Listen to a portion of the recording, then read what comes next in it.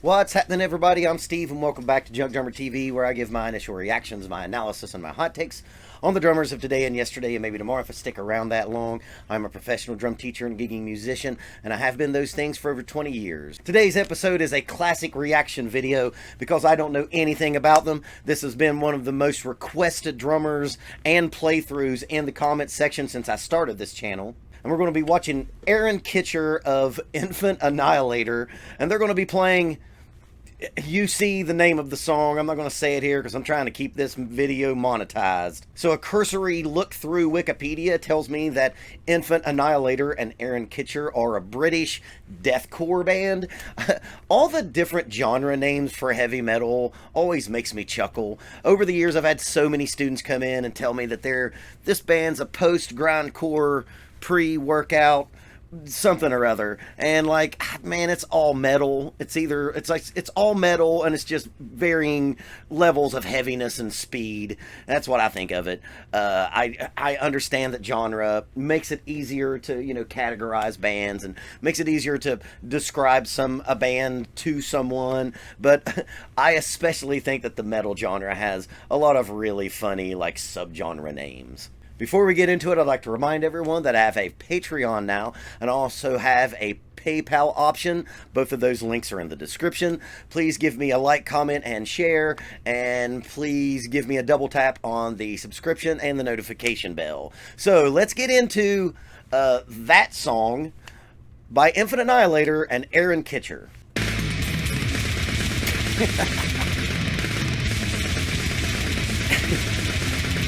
Man, new metal bands just do no foreplay. Just fucking getting it in immediately. So I know a lot of these blast beats have names. I'm not really familiar with all of them. This isn't really a style of metal that I listen to. This dude is crazy chops. Okay, I think that blast right there was the Gatorade Arctic Blast. I'm not sure, but I think that's what that blast beat was. You know, when I first became aware of blast beats, it was because of students. I have one right now. I love the kid, but he runs me nuts. I can't get him to learn the song. He just tries to play blast beats all day. So there's like some technical stuff going on here. I thought this was going to be more like in the Cannibal Corpse scene. There's some more grooves and stuff in here. I'm liking this so far. I thought this might be the first video where I would be like, I'm not down. But yeah, I like this guy a lot. This must be Sans vocals, which I'm probably okay with. He's playing a Sabian B8 right there. I think that's a B8 Pro China. I've got that same China.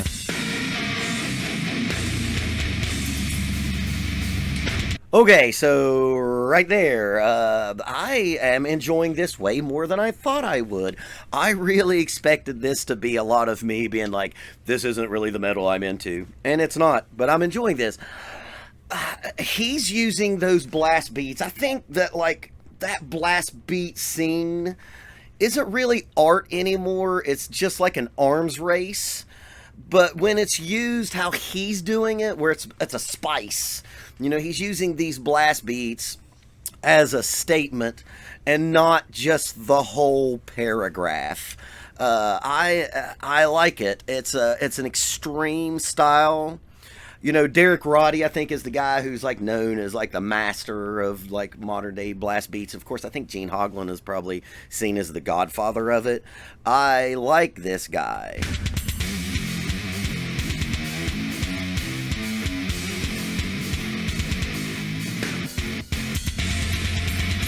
I like a lot of the modern metal. What did he just do there? What is that? I like a lot of the modern metal drummers that use a lot of splashes, and those splashes almost end up like sounding like these little melodies. He's using a lot more of like a standard American grip than I thought that I would see. I thought we were going to see a lot more. God, that's so much speed.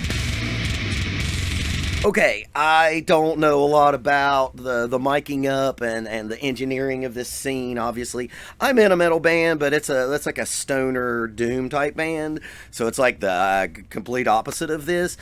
When he's playing those like 30-second notes, God, that was almost like 64th notes. I know it wasn't, but so fast. There's just not a lot of movement to the beaters. I think this is probably triggered, and it seems like triggered drums a lot of times is a necessity because you just can't get power when you're, it's unless you've got like the Bruce Lee 1-inch punch when you're bringing those beaters just that far off the head. But you have to have that kind of efficiency of movement to get that kind of speed. Okay, so I know that's called the gravity blast. That's that one-handed roll, and that's a thing that came from like jazz guys. First guy I ever saw do that was like Kenwood Denard. I'll do a video one day on the one-handed roll. It's something I mess around with, really just as a joke to screw off at practice. Because the style of music I play would never call for it. I like right here where there's some Vinnie Paul in here. On top of these. Yeah, man, I really expected to not like this. Like right there, like he's hitting all those hits. There's a lot of like tech metal going on here. There's another one of those genre names. And he's using blast beats the way that I think that they should be utilized. And again, it's a spice. Like he's doing a lot of those unison hits with the band and then throwing in like a blast beat in the middle of that. Man, here's why I started this channel. It's going to get turned on to shit that I don't know about. Yeah, I mean, that part right there sounds like Byzantine to me. Yeah, that is a B8 Pro China. I went through 3 of those things in my life. That's a B8 crash cymbal. I mean, this guy has to break shit all the time. He'll buy cheap shit. What the hell? What was that?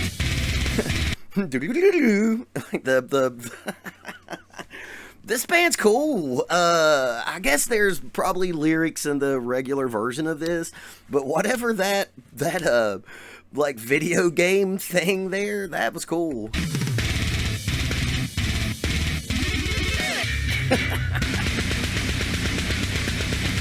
Okay, I know that's the Dairy Queen Cherry Blast is what blast beat that is.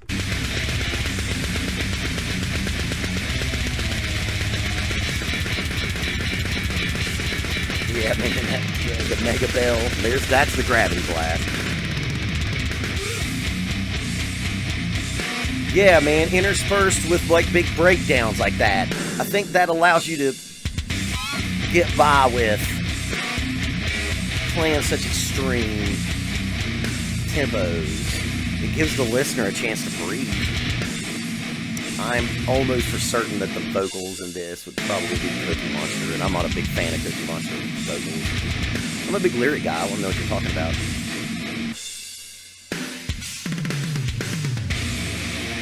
This guy is fucking awesome. There, right there, you've heard me talk about that before. I call that the Black Sabbath principle. When you want to be heavy, play less. And he's playing quarter notes right there. That's very much like the kind of style that I play in my metal band. And he's going from these extreme ends of the spectrum where it's these, excuse me, frenetic blast beats. And then right here, he's, quarter note. And it just makes, when you hear that, you just do this. And you want to smash someone harder in the mosh pit. Yeah, a lot of technical stuff going on. There's some prog here. Yeah, man. Man, you've got to have really good time to go between all of these extreme feel changes. And, when you go as you play faster, you want to speed up. And when you play less, you want to play slower. Yeah, okay. Dude.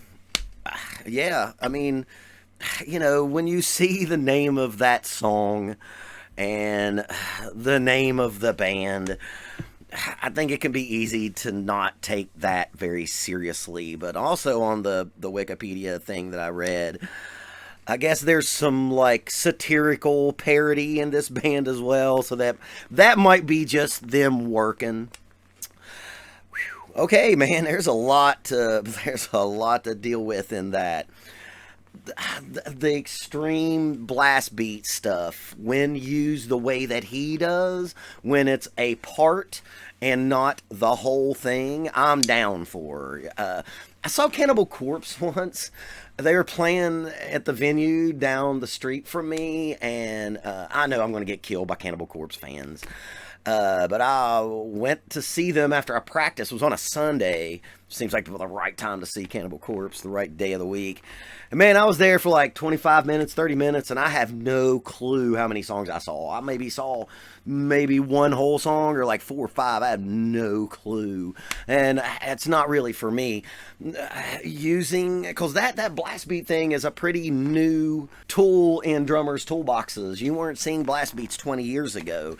And I like it the way that he used it. I like this so much more than I thought I would. I was asked by Patreon if I would ever do a video on a drummer I didn't like, and I thought this might be it. But this is that next generation of drummer. He's 29 years old, who started with all the music at his disposal through the internet. And there were like spurts of every major good metal drummer. We saw Vinnie Paul things, we saw Joey Jordison things, we saw like just old school like Slayer like skank beats, and then we saw like Gene Hoglan influenced speed metal. Man, if there's anything to take away from this is, be open-minded, because you never know what you're going to run into. Man, that's cool with me. I don't know if if there were lyrics on the original version of that, and if it's like Cookie Monster lyrics, vocals, I'm really not down. I'm a big lyric guy. I want to know what you're trying to tell me about. Even in Slayer, you can understand the words. You can hear what Mr. Uriah is trying to get across. So, man, Aaron Kitcher, Infinite Annihilator, that song, man, I'm down. I hope everyone enjoyed all that. If you did, please give me a like, comment, and share. Give me a double tap on the subscription and the notification bell. Please check out my Patreon. And I know this isn't music related, but I'm a big sports fan, and I'd like to say rest in power, Kobe Bryant. If what happened yesterday shows us anything, tragedy doesn't care about your bank account, and that person that you love could be gone tomorrow. So I think that you should definitely tell whoever it is that you want to know, tell them you love them more, because you just never know what might happen. And remember, keep practicing until it's easy.